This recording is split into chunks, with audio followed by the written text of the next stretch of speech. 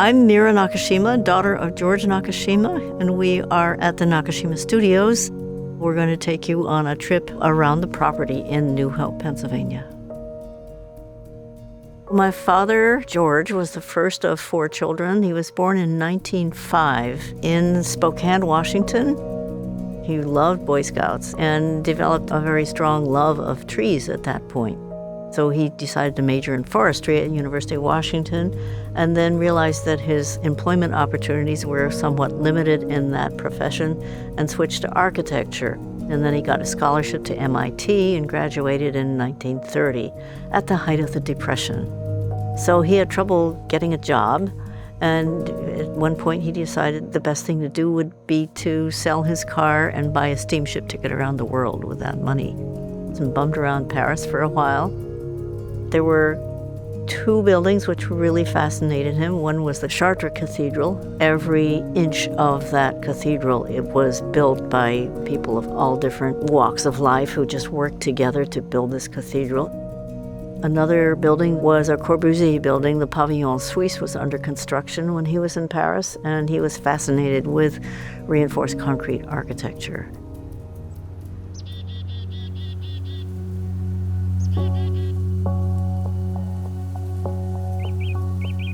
This is the Conoid studio. Conoid basically means it's generated from a section of a cone. My dad was really into thin warped shell roofs, and this is the most experimental warped shell on the property. It's made of reinforced concrete, and it's a 40 by 40 foot span. It's round at that end, and it's basically flat at the other end, but the engineers added the sine curves so he could keep it 2.5 inches thick. When he started working on it, he was so inspired by the space, he set up his studio here. So this space spawned a line of furniture. You have the Conoid chair, which has become kind of synonymous with our brand. It is a 2-legged cantilevered chair, and when it came out, we've received a number of letters saying, hey, you can't sell a 2-legged wooden chair, you're gonna get sued up and down the street. A 2-legged chair is gonna break all the time. It doesn't break, it's one of our strongest chairs. I love it dearly. We also have the Conoid dining table. This one's made with English walnut. We have the Conoid coffee table. We have the Conoid room divider, which is right here. This one's made with Persian walnut, really lovely. Conoid end table here. Lots of Conoid named pieces. Nothing's cone-shaped though. The little chair in the front right there with 3 legs was the first original Mira chair. It was designed for me when I was about 10. It's in the early 1950s. He said he had this feeling of death in the Paris society, and he decided it was time to get back on that boat and ended up in Japan. It was 1934, so he got a job with the office of Raymond Antonin in Tokyo. He brought modern architecture to Japan, and there are many people in his office who became wonderful modernist architects in Japan, and Dad was exposed to them. They hadn't done any reinforced concrete of any kind in the continent of India at the time. So Dad volunteered to go and be architect on site. He went there in 1936. He had to train people to do reinforced concrete, so he became very involved in the society and the philosophy and took on the name of Sundarananda. They thought he was going to stay there for the rest of his life. But World War II was starting. Dad had second thoughts. He said, well, if my family is all back in the USA, I better go back to the USA. On the way, he met my mother. They fell in love, became engaged, and were married in Los Angeles in 1941. And then they moved up to Seattle, Washington. On the way, Dad did a survey trip of architecture in the USA, and he decided he didn't want to be an architect anymore if that's the way they were doing architecture in the USA. So he turned to furniture. A year after my parents were married, I was born, and then 6 weeks after that, we were all incarcerated on the Idaho desert. That was my first home, which I don't remember, luckily. Our family decided if we were going to be incarcerated, we would all be together. So my grandparents and my aunts and uncles, and we were all together in the same camp. One good thing that he did learn when we were in camp, the Japanese carpenter he worked with basically instructed him in how to improvise with found objects, because that's all we had. We had leftover packing materials, there were leftover building materials, there was bitter brush that grew on the desert. He also learned how to use Japanese hand tools and certain kinds of joinery that he wasn't that familiar with. He was so grateful to this man named Gentaro Hikagawa because he was a master carpenter. There's no furniture except the army cots. So Dad and Gentaro learned how to improvise and make furniture for our camp space. My mother was not so happy with the situation, but Dad, he knew how to make the best of whatever was given you. Dad's professor from MIT contacted Anton and Noemi Raymond, who had left Japan and came back to Pennsylvania, to the East Coast, and had bought an old farm in Bucks County. And Dad's professor contacted them and said, can you please sponsor the Nakashimas so they can leave camp? And they did. And so they insisted they really needed a chicken farmer. So my dad came and he was a chicken farmer in Pennsylvania. After a while, he said chickens and he were not psychologically compatible. There were some letters that we discovered in the family house that my mother had written, and she described the time when we were at the Raymond farm just down the hill here. There's a stream that runs by the farm, and she said we were playing in the fresh water and we were free. She was just so grateful to be free and out of that camp. Even though we were chicken farmers, we were at least free. When we were released from camp early, during that period of time, because of Mr. Raymond's connections with the architecture and art world, Dad met Isamu Noguchi and Harry Bertoya. Harry was a sculptor and he also designed chairs for Knoll. So when Dad built this building, Harry was very kind and gifted Dad sculpture. So one of the sculptures is hanging on the wall over there. The other one's outside on the patio. We've also used akari lamps, which were designed by Isamu Noguchi. He was basically doing the same kind of thing as my father, and he did his part to try to preserve the old Japanese craft traditions after World War II. I think this is one of the biggest ones that Noguchi designed, but Dad always had one hanging here. And this is our design studio. This is where we work. That's my desk right there. This is my desk and my chair. It used to be Dad's. We use old-fashioned drafting tools. Yeah. Of course, we have modernized and use computers. We still do our drawing by hand. I really feel it's important to be able to use real paper and pencils to draw because it sort of translates into the handwork in the shop.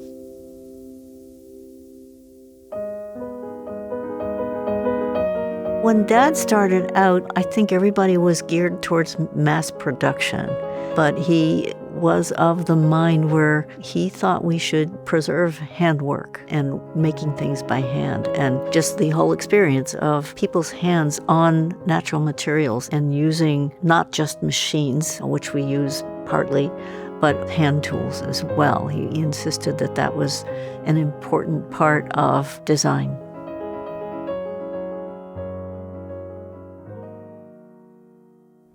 They're going to make this for the Wayne Arts Center. Yeah. Should be nice. It's a nice board. This is my husband, John. He's working on a chair, as usual. He was working before we met. Yes. We were both married to other people at the time. Things happened. We commiserated and became friends. Originally, this was a lunchroom, but no one was eating lunch here, so it became the chair shop. It's somewhat passive solar, so we're facing south. So the light, as the days shorten, comes farther and farther into the building and warms it up. This was the prototype for the Conoid studio, so it must have been done first. Yeah. In 58, and the other was finished in 59 or so. You'll notice the shape of the roof is the same. It just doesn't have that sine wave curve throughout. And it's smaller, and it's made of plywood instead of concrete. The three of us that work here, so it's a little tight, but we get along. We have to move through the room to do our various tasks. There was a sculptor in Japan named Nagarai, and he said that you couldn't have evil thoughts in a Nakashima chair. It puts you in a certain state. So in a sense, for George, a chair is like a throne. You should sense something in yourself, and the chair is helping you to make that connection.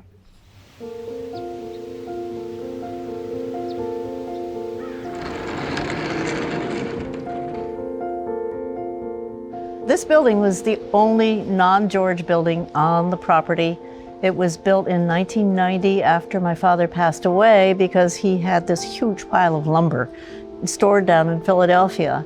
And as soon as he died, they said, we need the space, move it, get it out of here. So my daughter Maria, who was also an architect, drafted what we needed as far as space. We built the first half of this pole barn in 1990 and the second half in 95 because we ran out of space. So this is where we store our lumber. The majority of the furniture that we make is made with American black walnut or cherry, but there are a great many species in here, about 50. Some of the more notable ones are things like Persian walnut and English walnut. We actually have some Persian walnut logs right here, the ones marked with red paint on the side. Those come from Iran. We also have some of our East Indian rosewood blocks right there, which we use for our butterflies. So during George's time, he was able to purchase whole logs from other countries. Nowadays, that's not possible because you can't import a log from another country because it has to be properly processed in its country of origin as to not bring in invasive species. So nowadays, it's nearly impossible to get these species like our Persian walnut, like our English walnut. Won't let him in. Yeah, get a good smuggler. Yeah, smuggle a log. Will this fit in my suitcase?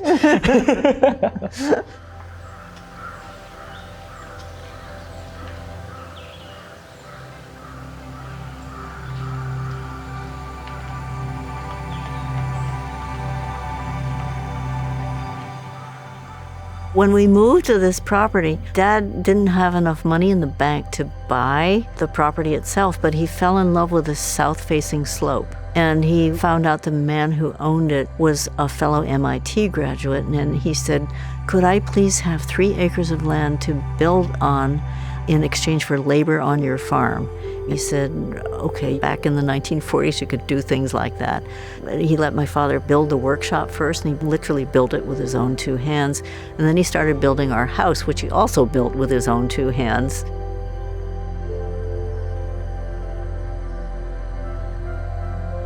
This is the old family house. It was actually the first house that was ours. When we first moved to the property, we lived in an old army tent in the back of this building, and while Dad built this, and he concentrated on finishing the shop first, so he could earn a living, and he's probably working on projects in this shop too, and finishing this house in his spare time, which he didn't have much of.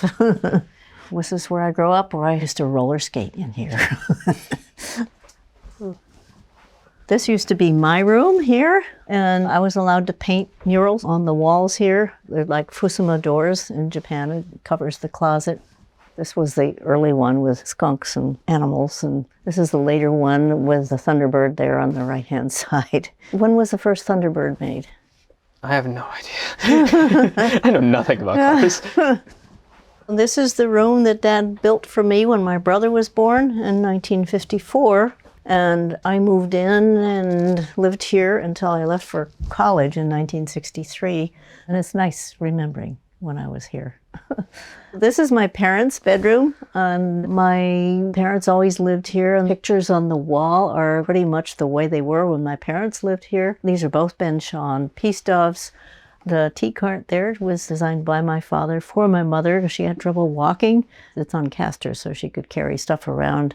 I think these were wedding presents from my father and mother from somebody a long time ago. And she kept pictures of friends and relations in her room.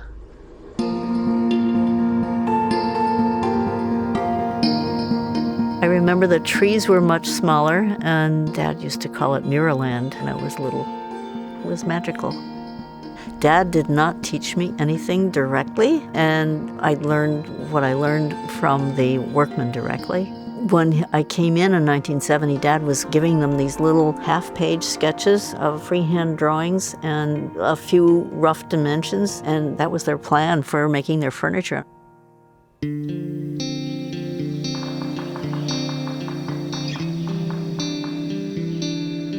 This is the arts building. It was one of my father's experimentations in thin shell construction. It's a hyperbolic paraboloid shell roof, and it was built in 1967 as a gallery for Ben Shawn. And Ben Shawn came by after it was under construction and said, oh, George, you really need a mosaic on the wall. So we have a Ben Shawn mosaic on the outside of this building. All of the furniture in this space is from George's era. In particular, this piece right here is my favorite on the property.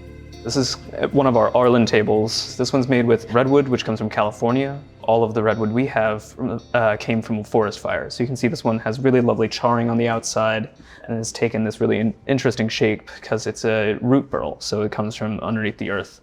Really beautiful piece. It's funny when people just try to put down their drink and it falls straight through.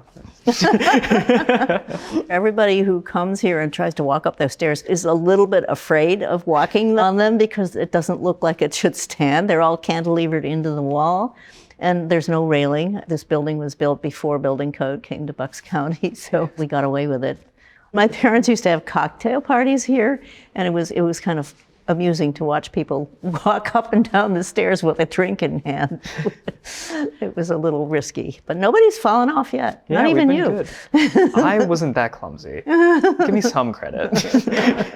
This is one of my favorite tables. It is one of the largest single board tops of its time. I think it was built in mid-1960s, and Dad had gone to England to purchase these logs. And he found this English oak burl log and among a bunch of other logs, English walnut. And he was so proud of himself. He said, the Queen of England should have sold her jewels and kept those logs, but I got them. This is a Harry Bertoia sound sculpture, and it's about to make a lot of noise.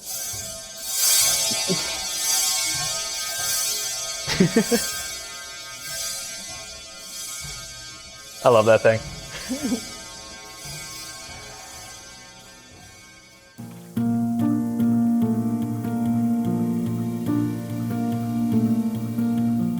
This is the reception house. This building was built in 1974, so George knew that this was going to be the last building he was going to be able to build here. With that in mind, he used some of the best materials available to him. So we have some really great pieces of furniture in here. Headboard is made with English oak burl. The coffee table is made with buckeye burl. George also built this building during the energy crisis, so he thought fossil fuels wouldn't last us forever, so this house is entirely run with electrics. George intended on this building being kind of a retirement home for him and his wife, but he never ended up retiring, so they never ended up moving in, but this space has always been used as a place to host. Part of the reason Dad built this is he was working on Governor Rockefeller's home in Pocantico Hills, which was designed by Junzo Yoshimura, his best friend from the Raymond office. They asked Junzo to do the furniture, and he says, why don't you have my friend George do that instead? So that was one of the biggest commissions we've ever had. So we had more money to spend on things like new buildings than we did before. He actually imported plaster from Japan for the entryway and also the Japanese room. It's the only Japanese room on the property. It has a 4.5 mat footprint and has been used for tea ceremony and also as an extra bedroom. The bathtub looks pretty extravagant. It is a sunken bath and it's decorated with penny round Japanese tiles, and my children were quite young at the time in the 70s, and Dad invited them to write their names for eternity in this tile bathtub and create their own little designs. And my brother has his name in the tiles in the bathroom as well. And the fireplace is built like an old Pennsylvania farmhouse, so that when the fire gets going, it heats the entire building, and it stays hot enough so that you could cook in the stone walls. When my father passed away in 1990, we decided we should expand its mission to include the preservation of the Nakashima buildings and property in New Hope. And even though my mother is gone, now my brother also is gone, we still have our woodworkers and our officers of the woodworking operation focused entirely on making furniture.